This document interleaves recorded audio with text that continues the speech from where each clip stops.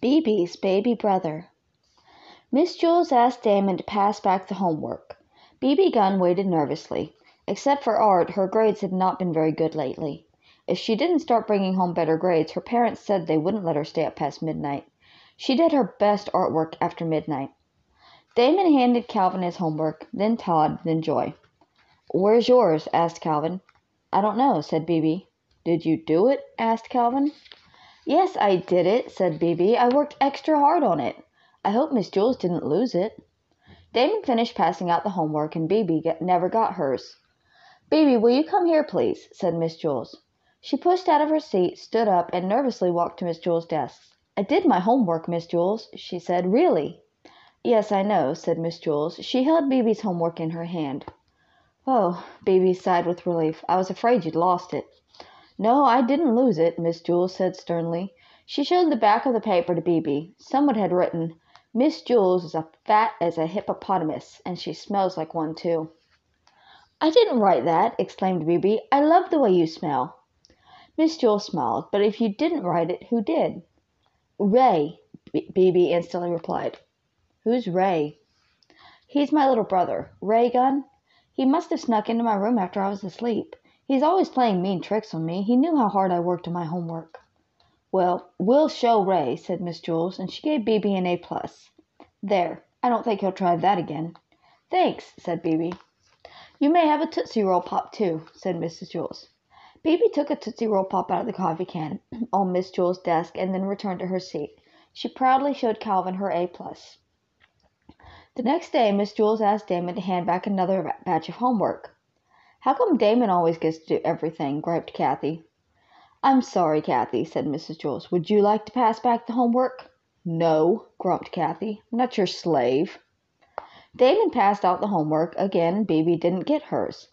Miss Jules called her to her desk. On the back of the homework someone had written, "Miss Jules has a head full of oatmeal, and it leaks out of her ears."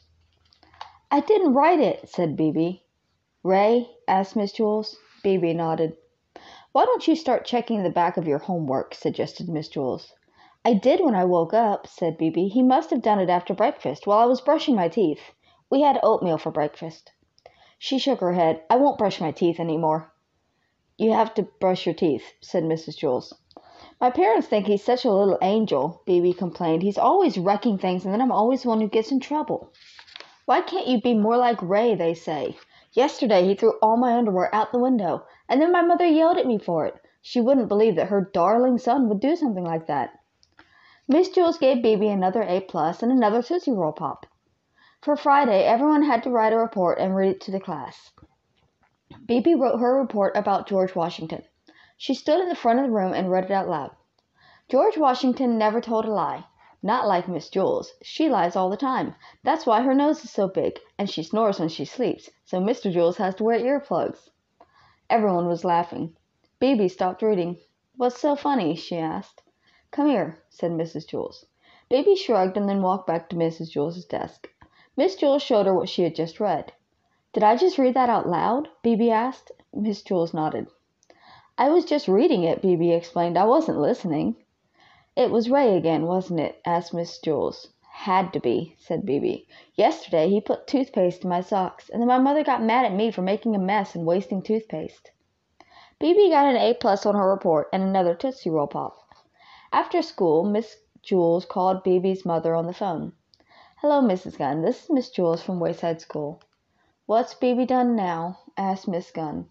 "Oh, Bebe hasn't done anything wrong," said Miss Jules. "She's a wonderful girl." "Oh, that's a surprise," said Miss Gunn. "She's always causing trouble at home." "I wanted to talk to you about that," said Miss Jules. "I think you're being unfair to Bebe. I think she often gets in trouble when really Ray is to blame." "Ray?" asked Miss Gunn. "Yes, I know you think he's a perfect angel," said Miss Jules, "but some children can be angels on the outside and devils underneath." "Yes, that sounds like Bebe," said Miss Gunn. "I'm not talking about Bebe. I'm talking about Ray." "Ray?" asked Bebe's mother. "Who's Ray?"